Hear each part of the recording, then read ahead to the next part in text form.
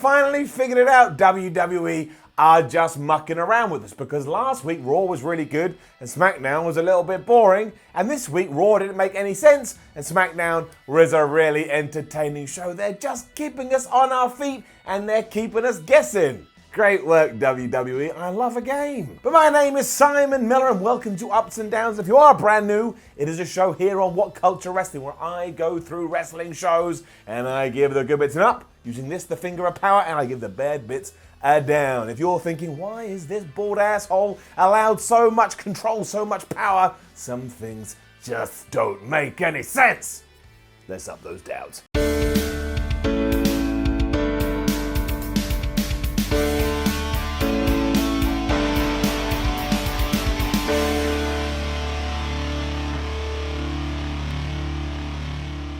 SmackDown began by absolutely letting us know 100% that Kevin Owens has turned face, and it was absolutely wonderful. Giving it up. For starters, we were in the car park before the show and we saw Dolph Ziggler arrive and he was doing an interview, and just before he could go on with his usual rhetoric, Kevin Owens pulled up and he was all like, look Dolph, I know what you're going to do. You're going to go, it should have been me, it should have been me. Shut the hell up. Nobody wants to hear it anymore. It was like watching an episode of Ups and Downs. They then got into a big fight that had to be separated, and of course then Shane McMahon arrived and he told Kevin Owens he had to go home. He told Dolph Ziggler he could stay, but also that their main event was cancelled. And if that had been it, I would have just stood here and gone, meh, whatever, but it wasn't it. As SmackDown kicked off properly, KO managed to sneak his way back into the arena and he cut a promo that every single wrestling fan on the planet has wanted to cut since Shane McMahon has started to dominate television. Let's just read it. Shane McMahon needs to hear the truth. I've tried to be a good company guy and it doesn't get me anything. A while ago, I heard the entire McMahon family come in this ring and say, from now on, they're going to listen to the fans. And the only thing that's happened since then is Shane McMahon has gotten more power and TV time than anyone. And trust me when I say, that is something nobody wants. Now we have to sit back and hear Shane McMahon call himself the best in the world, which makes me want to smash my head into this stupid table. He was by the announce desk. I don't want to say that Kevin Owens watches Ups and Downs. I do not know. But if you do go back and watch past episodes, you will hear me saying the exact same thing, although I was going to smash my head into a stupid wall. McMahon came out and cut his microphone off, and then Kevin Owens went and got another one and also called Shane McMahon stupid, saying, you do know there's more than one microphone out here, you absolute goon. And then he said, do you know anytime you're on TV, you're taking TV time away from the likes of Apollo Crews, Kyrie Sane, Buddy Murphy. And he kept saying names that we all say each and every week. This was lovely and therapeutic, to be honest. And of course, eventually Owens was chased off by security, even though the security were probably thinking as they were running, he ain't wrong. And yeah, I understand the criticism, so I will address it here. By putting Kevin Owens in a feud with Shane McMahon, the end result is going to be yet another feud for Shane McMahon, meaning he's going to be on TV more. But let's just take these things as they come along. That was probably going to happen anyway, so at least here Kevin Owens got to be our voice. You could even say he was the voice of the voiceless.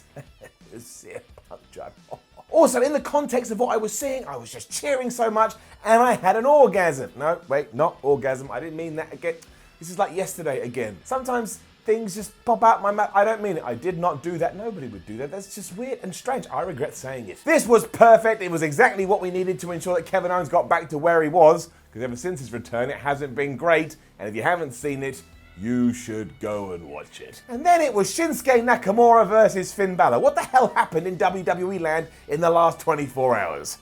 Give it an up. There was a cool idea to all of this as well, because Nakamura just wanted to win by any means necessary. So he kept putting a beating on Finn Balor, getting him out of the ring somehow and hoping that he would be counted out, but Balor, being the smart tamale he is, always found a way to get back in. Also, we haven't seen Nakamura on TV for ages, or at least having a wrestling match.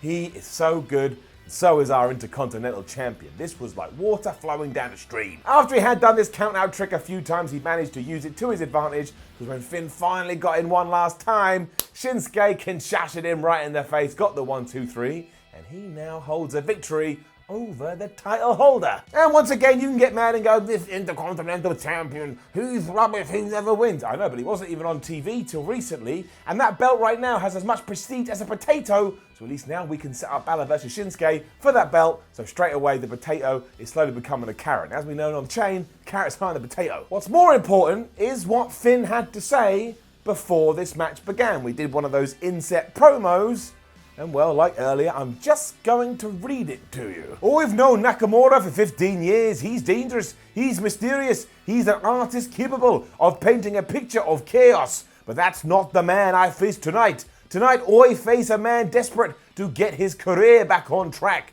But if he thinks he's going to do that at my expense, he's in for an extraordinary surprise. Obviously, he had a normal Irish accent, but still, when words like this come out of somebody's mouth, you know the deal. Hello, my name is Simon Miller and welcome to another episode of Nobody Talks Like That. Finn Balor, I think you're great and you're quite the athlete in the ring, but what the hell are you on about talking something about him being an artist and painting pictures of chaos? Also, I know that WWE calls you the extraordinary man that does ordinary things. Switch that around, but you shouldn't figure it into your promos, because nobody talks like that. We were then in the back with Elias, Drew McIntyre, and Shane McMahon, and they were talking about Gary from yesterday as well as Roman Reigns. Eventually, Dolph Ziggler turned up, and Dolph Ziggler was really pissed off, probably because it should have been him. As it turned out, he just wanted to have his main event with Kevin Owens because he wanted to kick his ass, but instead Shane McMahon said, don't worry about it, you can still be in the main event slot, you can take on Roman Reigns,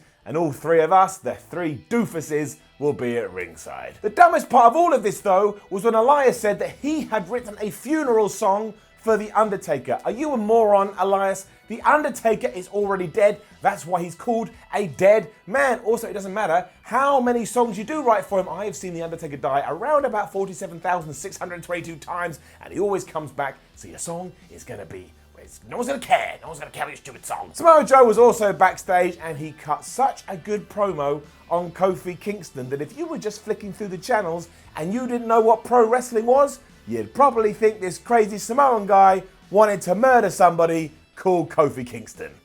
Give it an up. It was so badass and got me so pumped up for that match that if Samoa Joe does not win the WWE title at Extreme Rules, do you know what I'm going to do? I am going to go on my computer and I'm going to write a mean tweet and I'm going to @ WWE in it.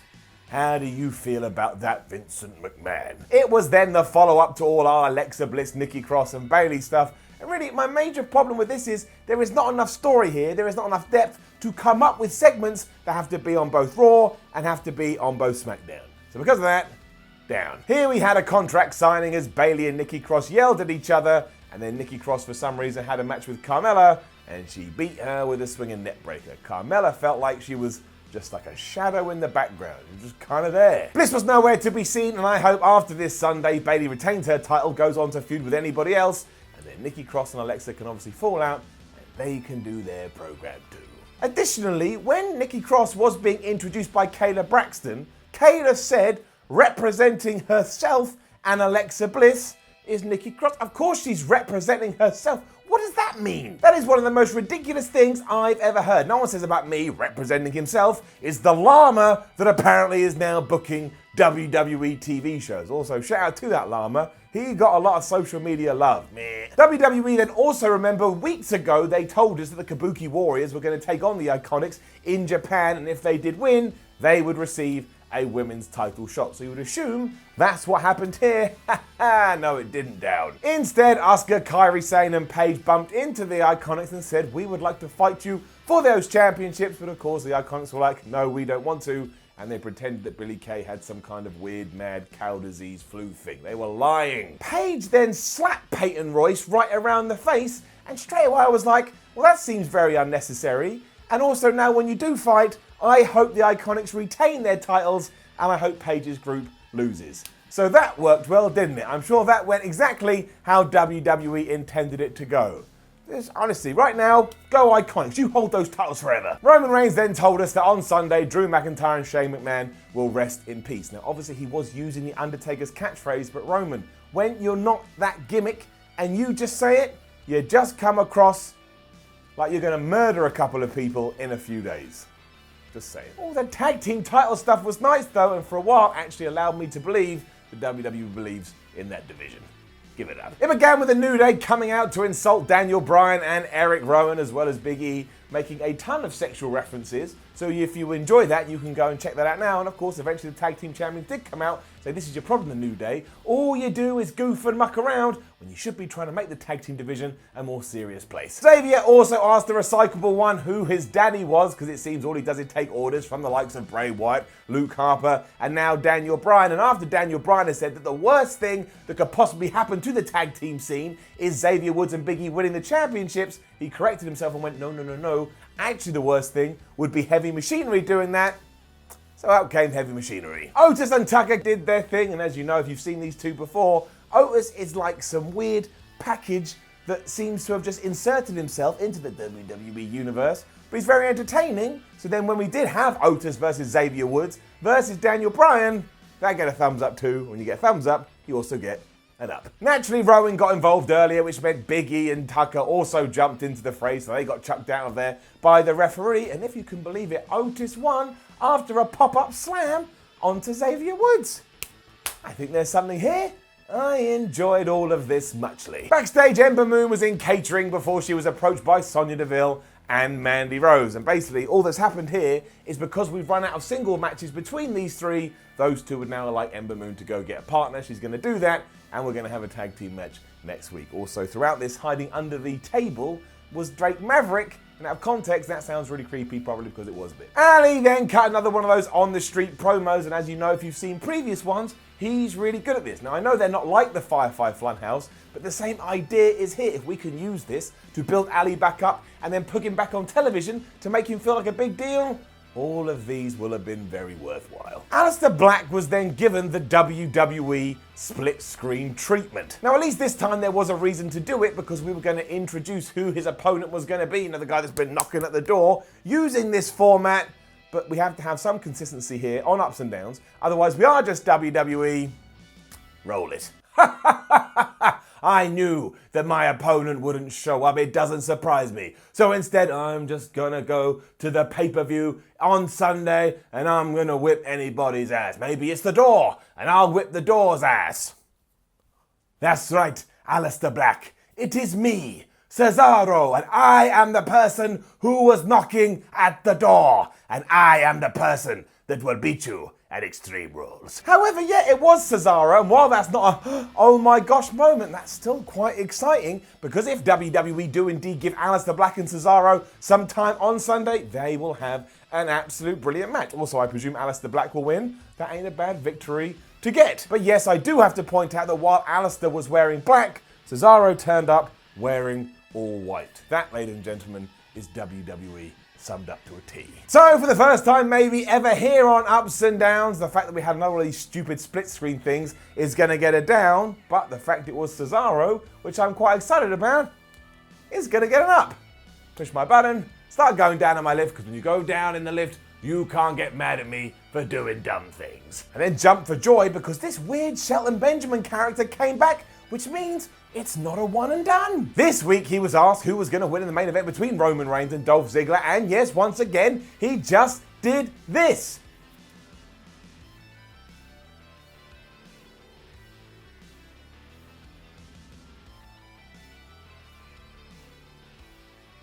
Still looks like he doesn't speak any language on the planet, and he's trying to work out what the correct response to this noise he just heard was. But look, I love Shelton Benjamin, as I've said time and time again. I'm so excited to see him back on WWE TV, especially because this gimmick seems to have been coming up by a 4-year-old child. Kofi Kingston then cut a backstage promo, and it was your usual stuff. He liked all the controversy from last week, and he especially welcomes the challenge from people like Samoa Joe, because when he does away with those kind of opponents, he can go on to become the greatest WWE champion that's ever lived. And before he did start talking, Paul Heyman just weaved his way throughout the set to keep in your mind that Brock Lesnar may be at Extreme Rules. As we said yesterday, these teasers aren't great, because nowhere in my being do I believe that Brock Lesnar is going to be at Extreme Rules. So even if I am wrong and I go, I made a mistake, it doesn't matter, because for me to tune into the pay-per-view, I have to have that seed of doubt.